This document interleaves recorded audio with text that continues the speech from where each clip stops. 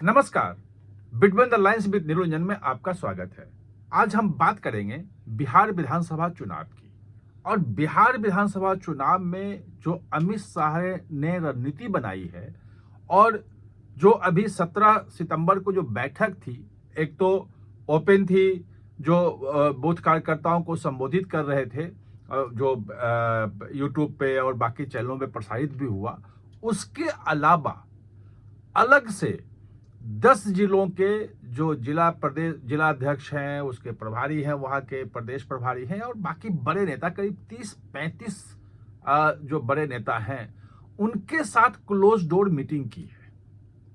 और उस मीटिंग में जो जो समझाया है कि क्या क्या करके देना है आपको, और कार्यकर्ताओं का जो सम्मेलन था, बूथ लेवल कार्यकर्ताओं के सम्मेलन में, उसमें भी उन्होंने यही कहा कि आपके जिलाध्यक्ष आपको बुलाएंगे और उनको टास्क दिया है, जो आपको बताएंगे वो पूरा करके देना है।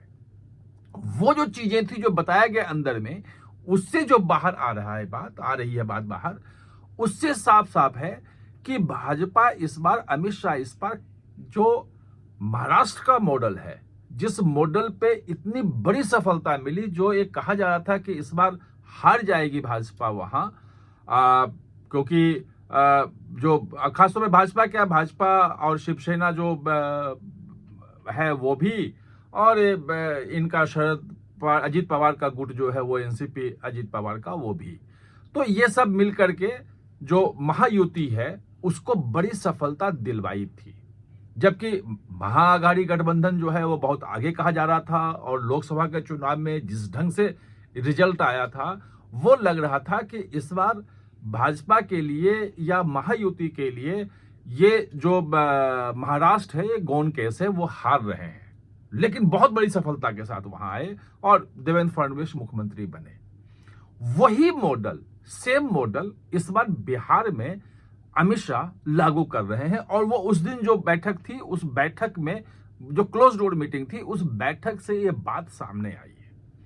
और ये महत्वपूर्ण महाराष्ट्र मॉडल इसलिए हो जाता है कि उसी महाराष्ट्र मॉडल को राहुल गांधी ने सबसे पहले कहा था कि यहां वोट चोरी करके सरकार बनी है। दिसंबर में रिजल्ट आया, उसके तुरंत बाद जो है कांग्रेस ने शिकायत की कि भाई यहाँ जो है वो 41 लाख वोट बढ़ गए, ये बढ़ गए, और ये तमाम चीजें हुई हैं, और ये इस ढंग से जीत गया है, जबकि केवल 8-9 लाख वोट जो है वो बढ़े थे उसमें लोकसभा में, और लोकसभा से विधानसभा के बीच में 41 लाख वोट कैसे बढ़ गए, जबकि 2019 में इतना नहीं बढ़ा था, बहुत कम बढ़ा था। खैर, उसका उसने जवाब दिया था फरवरी में। फिर उन्होंने, राहुल गांधी ने प्रेस कॉन्फ्रेंस किया, फिर उसका जवाब दिया गया, और उसके बाद राहुल गांधी संसद में भी इस मुद्दे को उठा चुके हैं। और ये पूरा का पूरा वोट चोरी का कैंपेन जो स्टार्ट हुआ, जिसको हर जगह वो बोल रहे हैं, वो वही महाराष्ट्र मॉडल से ही आया है, महाराष्ट्र से ही निकल के आया है। और वो कह रहे हैं कि 5 बजे के बाद बहुत ज्यादा वोटिंग हुई, 10% वोटिंग हुई, और वो तमाम वोटिंग जो है वो भाजपा ने करवाई। चुनाव आयोग का उसमें मिली भगत है, और पूरा का पूरा चुनाव जो कांग्रेस जीत रही थी, महाआघाड़ी गठबंधन जीत रहा था, वो पूरा का पूरा भाजपा और उसके महायुति जो गठबंधन है वो जीत गया। तो और ये कह भी रहे हैं, राहुल गांधी ने कहा भी है कि जिस ढंग से महाराष्ट्र में वोटों की चोरी हुई, चुनाव की चोरी हो गई, वही चीज बिहार में भी करने की कोशिश करेगी भाजपा, और यहां हम नहीं होने देंगे। अब जाहिर हो गया है कि वही भाजपा वहां करने जा रही है। वो क्या है मामला, और क्या राहुल गांधी इसको रोक पाएंगे? अभी तक जो दिख रहा है कि राहुल गांधी या कांग्रेस वहां जाकर के वो यात्रा तो कर लिया, पद यात्रा काफी लंबी कर ली, कई जिलों को, बहुत सारी चीजों को कवर कर लिया, लेकिन वो एक रैली थी, लोगों से संपर्क वाला था। उनके बूथ लेवल का मैनेजमेंट जो है वो कहीं नहीं दिखा। जो अब 24 तारीख को सितंबर में जो CWC की बैठक वहां हो रही है, और आजादी के बाद पहली बार वहां बैठक हो रही है, वो भी ये संदेश देने के लिए है कि कांग्रेस है, और वहां लोगों के बीच में वो चर्चा का विषय बने। लेकिन उसे बूथ लेवल का मैनेजमेंट नहीं हो जाएगा। जो महाराष्ट्र वाला जो है मॉडल, वो बूथ लेवल मैनेजमेंट का मॉडल है। और यहां भी जो बैठक में जो मेरी बात हो रही थी उसमें आया कि अमित शाह ने हर एरिया को ये बांट के दे दिया है कि इतनी बूथों पे आपको इतने % भाजपा को मिल रहा है, लोकसभा में, विधानसभा में, बाकी चुनावों में ऐसे ऐसे मिल रहा है और ये पैटर्न इसका रहा है। कुछ बूथ ऐसे हैं जिसमें भाजपा या उसके सहयोगी दलों को 50% ज्यादा वोट मिलता ही है, 60% 80% मिल जाता है, वहां कोई चीज नहीं है। कई हैं जो 50% से कम मिलते हैं वोट बूथों पे, लेकिन उसमें भी जहां 70-80%, 90% मिल रहे हैं तो वो कंपलसेट हो जाता है। लेकिन बहुत सारे बूथ ऐसे हैं जो निकाला है इन्होंने, उसमें 30% से कम मिलते हैं और लगभग 92,000 वोट हैं, बूथ है वहां पे बनाए हैं इस बार।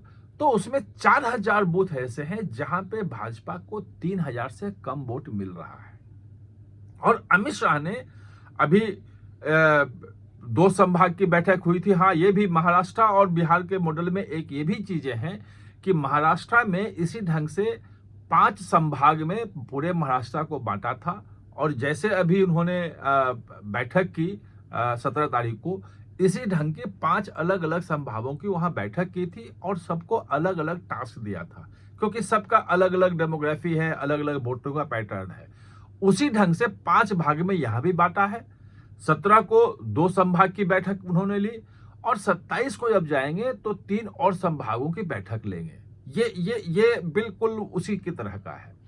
इसमें यह है कि जो 30%, जहां मैं बता रहा था आपको कि 30% से कम वोट जहां भाजपा को मिले हैं, जोर वहां लगाना है। अगर वहां 50% पहुंचा दिया, 40% पहुंचा दिया, तो जिस ढंग से क्लोज कंटेस्ट होता है बिहार में, पिछली बार महागठबंधन और एनडीए के बीच में वोटों का अंतर केवल 12,000 था, पॉइंट समथिंग में % अंतर था। वहां पे ये जो चीज है वो बहुत बड़ा फर्क ले आएगा और ये टास्क दे दिया है। उस टास्क को पूरा करने, उसकी मॉनिटरिंग करने, कहां कहां आप गए, किन किन लोगों से संपर्क हुआ, उसका फॉलो अप अगले चुनाव तक होते रहना, मतदान के दिन तक का फॉलो अप, कौन फॉलो अप करेगा, किसको रिपोर्ट करेंगे, हर बूथ पे कौन कौन आया, किधर से आया, आपके समर्थक आए कि नहीं आए। कई बार होता है कि 30% इसलिए कि आपके समर्थक वहां वोट देने नहीं आए, तो उनको लेके आके भी वोट बढ़ाया जा सकता है। तो ऐसे लोगों की पहचान करना कि हमें 30% क्यों आ रहे हैं, उनको ज्यादा क्यों आ रहे हैं, उनकी स्ट्रेंथ क्या है, वो कैसे कमजोर होगी, ये तमाम चीजें उन्होंने समझा दी है और इसी को लेके वहां वोट होगा। ये रोकने का अभी तक कहीं हमें महागठबंधन, न तेजस्वी की बात कर रहे हैं, न राहुल गांधी बात कर रहे हैं, कांग्रेस से बात आ रही है, बूथ लेवल के मैनेजमेंट की बात वहां नहीं हो रही है। ये एक बड़ा अंतर है और देखना यह है कि बिहार के चुनाव अगर महागठबंधन हारती है तो क्या फिर राहुल गांधी वही महाराष्ट्र की तरह वोट चोरी का आरोप लगाएंगे या कोई और नई बात कहते हैं। आप हमारे साथ चर्चा में जुड़े, इसके लिए बहुत बहुत धन्यवाद।